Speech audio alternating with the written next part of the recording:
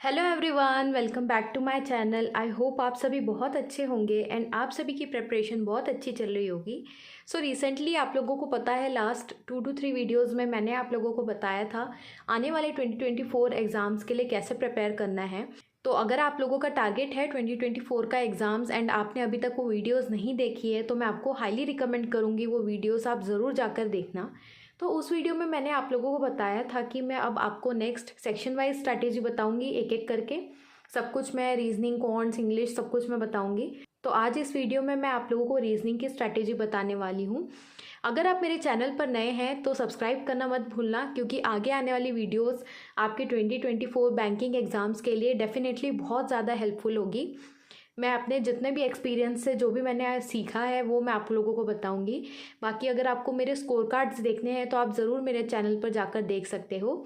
तो बिना लेट किए चलिए वीडियो को स्टार्ट करते हैं। सो स्ट्रैटेजी स्टार्ट करने से पहले एक चीज़ का जवाब आपको देना है कमेंट सेक्शन में। क्या आपने अभी तक मॉक टेस्ट देना स्टार्ट किया है या नहीं किया है? अगर किया है तो आप लोगों को अपना परसेंटाइल कमेंट करके बताना है कि कितना परसेंटाइल आ रहा है। एंड दूसरी चीज़ ये बतानी है कि आपको मॉक टेस्ट देते वक्त कौन से सेक्शन में दिक्कत आ रही है। एंड जैसे कुछ लोगों को स्पीड से रिलेटेड कुछ दिक्कत आती है, तो आपको क्या दिक्कत आ रही है। तो वो जो भी प्रॉब्लम्स आएगी मैं नेक्स्ट वीडियो में कवर करूँगी। एंड जिन्होंने अभी तक मॉक टेस्ट नहीं दिया है, जल्दी से जाओ, डिस्क्रिप्शन बॉक्स में एक फ्री मॉक टेस्ट का लिंक मैंने मेंशन किया है। पीओ लेवल का भी मॉक है इसमें एंड क्लरिकल लेवल का भी मॉक है, फ्री मॉक टेस्ट है, ज़रूर जाकर देना। एंड इस मॉक में आपके कितने परसेंटाइल आए हैं वो आपको मुझे कमेंट करके बताना है। एंड ये मॉक टेस्ट ज़रूर देना, क्योंकि बहुत सारे बच्चों ने दिया हुआ ये मॉक, क्योंकि फ्री मॉक है। तो आपको अपना जो पोजीशन है उसका एक क्लियर आइडिया हो जाएगा एंड आपको पेपर का पैटर्न भी पता चल जाएगा। तो जल्दी से जाओ, लिंक नीचे डिस्क्रिप्शन में मेंशन्ड है। एंड परसेंटाइल बताना मत भूलना। तो रीजनिंग एक ऐसा सब्जेक्ट है जो बहुत ज़्यादा स्कोरिंग है। आप इसमें 35 में से 35 प्रीलिम्स में आराम से स्कोर कर सकते हो, अगर आपकी स्पीड एंड एक्यूरेसी काफ़ी अच्छी है तो। ये आपको ज़्यादा से ज़्यादा प्रैक्टिस करने पर आती है। तो ये कंपैरेटिवली क्वांट्स के बहुत स्कोरिंग है, आप इसमें अच्छा स्कोर कर सकते हो अगर आप अच्छी मेहनत करते हो तो। बाकी ये एक ऐसा भी सब्जेक्ट है जिसमें आपको पेड सोर्सेज की ज़रूरत नहीं है। अगर आप सिर्फ फ्री सोर्सेज को ही फॉलो करते हो तो आराम से आप ये सेक्शन में अच्छा स्कोर कर सकते हो। तो ये स्ट्रैटेजी को मैंने 3 पार्ट्स में डिवाइड किया है: basic concept, practice and speed with accuracy. आप पहले अपने कॉन्सेप्ट्स को क्लियर करेंगे, उसके बाद क्वेश्चंस को प्रैक्टिस करेंगे टॉपिक वाइज, फिर उसके बाद जो आपका फोकस रहेगा वो स्पीड एंड एक्यूरेसी के ऊपर रहेगा। ध्यान रहे, आज की जो स्ट्रैटेजी है वो बेसिकली प्रीलिम्स फोकस्ड है। आगे प्रीलिम्स एंड मेंस दोनों को साथ में कैसे आपको प्रिपेयर करना है उसकी वीडियो में आगे बताऊंगी। बाकी ये जो है प्रीलिम्स पे फोकस है, इसमें मैंने सिर्फ प्रीलिम्स से ही रिलेटेड सब कुछ कवर किया है। सबसे पहले आपको क्या करना है, अपना कॉन्सेप्ट क्लियर करना है। उसके लिए आप सबसे पहले अपना सिलेबस डाउनलोड करेंगे। एक जगह आप लिख सकते हो या फिर आप ऑनलाइन पीडीएफ डाउनलोड कर सकते हो। तो जो मेन टॉपिक्स है वो मैंने यहाँ मेंशन कर दिए हैं: सिलॉक्स, inequality, alphanumeric, order, ranking, coding, decoding, blood relation. ये जो है ये मिसलेनियस का पार्ट है। इसके बाद जो दूसरा पार्ट होता है वो आपका होता है पजल्स एंड सीटिंग अरेंजमेंट का। तो जो ये मिसलेनियस वाला पार्ट है ये 12 to 15 मार्क्स का आता है आपके प्रीलिम्स में। एंड जो ये बाकी के पजल्स एंड सीटिंग अरेंजमेंट है इससे आपके 10 to 8 मार्क्स का क्वेश्चन आता है।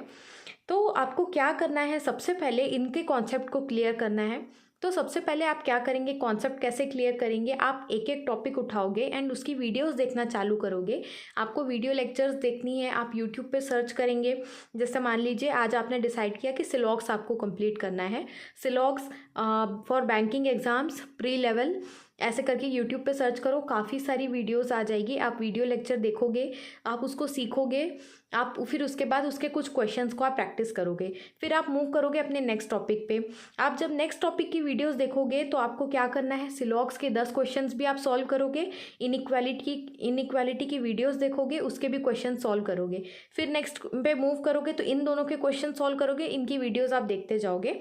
मतलब जो जो आप सीखते जा रहे हो उनकी क्वेश्चंस को भी आपको डेली लगाने हैं, वरना आप भूल जाओगे। सबसे पहले आपको मिसलेनियस वाला जो पार्ट है उसका वीडियोस आप देख के जल्दी जल्दी कंप्लीट कर कर लो। उसके बाद आप क्या करना, पजल्स एंड सीटिंग अरेंजमेंट के टॉपिक्स को कंप्लीट करना।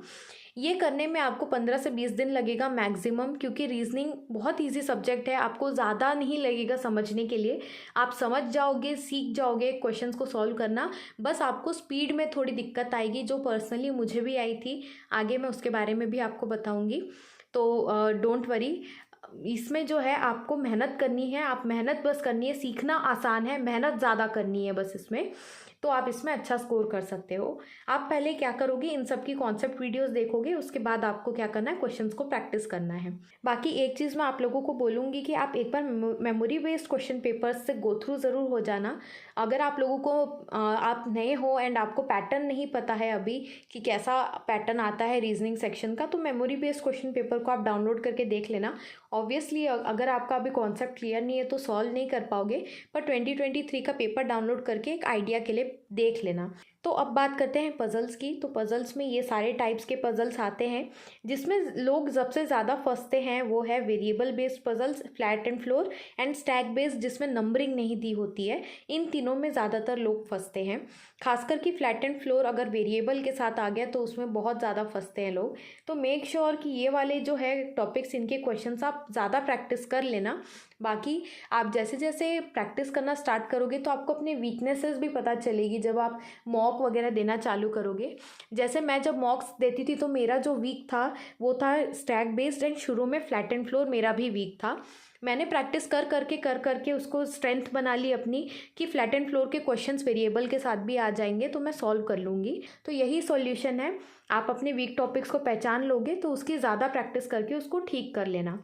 अब बात करते हैं सीटिंग अरेंजमेंट की।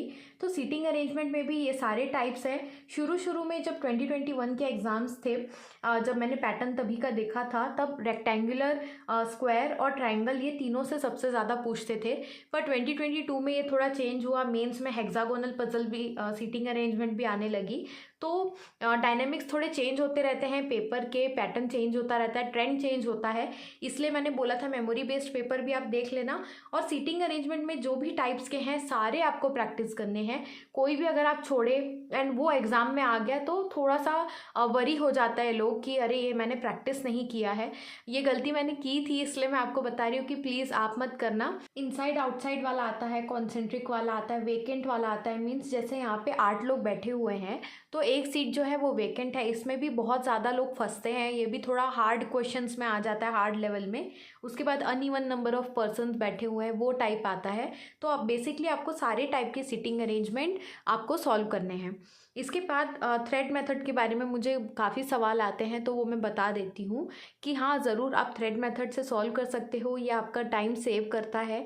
पर एक चीज़ मैं बोलूँगी कि थ्रेड मेथड आप सिर्फ सर्कुलर सीटिंग के लिए ही यूज़ करना, बाकी स्क्वायर एंड रेक्टेंगुलर सीटिंग के लिए अवॉइड ही करना, यूज़ करना, क्योंकि उसमें जो है कॉर्नर वाला कॉन्सेप्ट भी आता है। आगे मैं रीजनिंग के दूसरे वीडियो में मैं आप लोगों को ये सब भी कवर करूँगी, ट्रिक्स वगैरह जो भी है आपको यूज़ करने हैं नहीं करने हैं। तो थ्रेड मेथड आप पहले, आपको क्या करना है, बेसिक मेथड सीखना है कि कैसे ऐसे वाले ट्रेडिशनल मेथड से कैसे सॉल्व करते हैं, ताकि अगर आप, भगवान न करे, पर अगर आप कहीं फंस जाओ एग्ज़ाम में, थ्रेड मेथड से आपसे सॉल्व ना हो रहा हो, तो आप बेसिक वाले तरीके से आप एटलीस्ट उसको सॉल्व कर सको। तो पहले बेसिक वाला सीख लेना, उसके बाद आप ट्रिक्स वगैरह या फिर थ्रेड मेथड आप सीख लेना। इसके बाद है कंडीशंस के बारे में। कई लोग ये भी पूछते हैं कि मैम हम जैसे पज़ल सॉल्व कर रहे हैं तो उसमें जो कंडीशंस आती कि ए थर्ड लेफ्ट ऑफ बी बैठा हुआ है, तो ये सब हमको नोट करना चाहिए कि नहीं प्रीलिम्स के एग्ज़ाम में। तो हाँ, नोट करने की हैबिट आप शुरू से बनाओ, ये आपको मेंस तक काम आएगी, आगे आपको काम ही आएगा, उसमें कुछ लॉस नहीं है। जबकि सबसे अच्छी हैबिट है कि पजल्स एंड सीटिंग जब आप सॉल्व कर रहे हो तो आप कंडीशंस अपने बाजू में नोट करते हो। अब बात करते हैं सोर्सेज की। तो जैसे मैंने आपको बताया था कि अभी कॉन्सेप्ट क्लियर करने के लिए आपको वीडियो क्लासेस देखनी है, तो आप कहाँ देख सकते हो, 2 प्लेटफॉर्म है आपके पास। एक यूट्यूब है जो फ्री ऑफ कॉस्ट है, जो कि सफिशेंट है रीजनिंग के लिए, फ्री सोर्सेज ही काफ़ी है। सिर्फ फ्री सोर्सेज से आप आराम से प्रीलिम्स एंड मेंस दोनों आप निकाल सकते हो। रीजनिंग के लिए प्लीज़ पेड प्लेटफॉर्म लेना कंसिडर मत करना, भले ही आपको कोई टीचर बहुत अच्छा लगे, ऐसा लगे कि हमको वीडियोस से देख देख के प्रैक्टिस करनी है, क्योंकि क्योंकि एक बात मेरी हमेशा मन में बिठा के रख लेना, आप जिस दिन सिलेक्शन लोगे तब आपको याद आएगी कि हाँ मैंने सही बोला था, कि रीजनिंग एक ऐसा सब्जेक्ट है कि आपने एक बार अप्रोच सीख लिया वीडियोस देख के, उसके बाद आपको पलट कर नहीं देखना है वीडियोस को अवॉइड करना है, सिर्फ और सिर्फ अपनी प्रैक्टिस करनी है। अगर आप वीडियोस देखोगे तो वो आपका टाइम वेस्ट करेगी। आप सिर्फ और सिर्फ इसमें सेल्फ प्रैक्टिस पे ध्यान देंगे जैसे ही आपने अप्रोच सीख लिया है उसके बाद। तो कॉन्सेप्ट क्लियर करने के लिए यूट्यूब के वीडियोस आप देख सकते हो, और एंड पेड प्लेटफॉर्म में भी अवेलेबल है, पर मैं आपको बोलूँगी कि सिर्फ यूट्यूब से ही आप कर लेना, हो जाएगा। टीचर्स कौन से अवेलेबल है, अंकुश लांबा सर है, वर्चुअस करके एक चैनल है, अंशुल साइनी सर है, पुनीत सर है, सौरभ सर है, ये सारे ही टीचर्स बहुत अच्छा पढ़ाते हैं। पर्सनली मैंने अंशुल सर से जो इनइक्वालिटी है एंड मिसलेनियस के कुछ टॉपिक्स है वो मैंने सीखा था, काफ़ी अच्छा लगा था मुझे उनको पढ़ाने का तरीका। पुनीत सर से मैंने सिलॉक्स सीखा था सॉल्व करना, and Saurabh sir and Ankush Lamba sir की वीडियोस से मैंने पजल्स सॉल्व करना सीखा था। आप जिनसे रिलेट कर पाते हो, जिनका आपका अच्छा लगता है कंटेंट, आप उनको फॉलो कर सकते हो। अब जैसे आपने अपना कॉन्सेप्ट क्लियर कर लिया, नेक्स्ट आपका होता है प्रैक्टिस करना क्वेश्चंस को। आपको क्या करना है प्रैक्टिस में, पहले सेपरेट टॉपिक वाइज प्रैक्टिस करनी है आपको। एक एक टॉपिक, जैसे मैंने आपको बताया था वीडियोस देखेंगे, उसके बाद आपको एक एक टॉपिक की प्रैक्टिस करना स्टार्ट करना है। एक एक टॉपिक को पहले आपको मजबूत बनाना है, उसके बाद आपको क्या करना है, सारे क्वेश्चंस को इकट्ठा प्रैक्टिस करनी है। जैसे आपका पेपर में आता है, सारे टॉपिक्स आते हैं ना साथ में, वैसे ही आपको प्रैक्टिस करनी है विदाउट टाइमर के। उसके बाद जब आप टैकल करना स्टार्ट कर दो, एक बार अच्छे से आप सारे क्वेश्चंस को साथ में प्रैक्टिस करना स्टार्ट कर दो, उसके बाद आपको टाइमर के साथ प्रैक्टिस करना है, क्योंकि वो जो है आपका टाइम बाउंडेशन के अंदर आपकी प्रैक्टिस अच्छी करेगा, जो कि एग्जाम्स में आपकी हेल्प होगी जिससे। तो आप क्या करेंगे, सेक्शनल टेस्ट दे सकते हो। First always start with sectional test, then go for mocks. उसके बाद मेमोरी बेस्ड क्वेश्चन पेपर्स तो आप सॉल्व करोगे ही। अब बात करते हैं स्पीड की। तो स्पीड आपकी रीजनिंग में दो चीज़ों से आती है, एक है प्रैक्टिस से एंड एक राइट अप्रोच से। आपने प्रैक्टिस कर ली, आपने सब सीख लिया, पर अगर आपका एक सेक्शन को अटेम्प्ट करने का अप्रोच सही नहीं है तो वो कोई यूज़ नहीं होगा। क्योंकि अगर आपने मान लीजिए गलत क्वेश्चंस पहले सॉल्व कर लिए जिसको आखिरी में सॉल्व करना चाहिए था आपको, तो वो तो आपका टाइम वेस्ट करेगा, तो उससे क्या होगा, आपकी स्पीड कम होगी। अप्रोच कैसे करना है सेक्शंस को, वो मैं आगे आपको आने वाली वीडियोज़ में बता दूंगी डिटेल में। तो आप स्पीड कैसे बढ़ाओगे, क्विजेस दोगे आप टॉपिक वाइज, तो आपकी एक एक टॉपिक की स्पीड बढ़ेगी।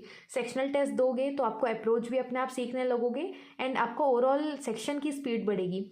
मॉक टेस्ट दोगे, डेली आप प्रैक्टिस करोगे, उससे आपकी स्पीड बढ़ेगी।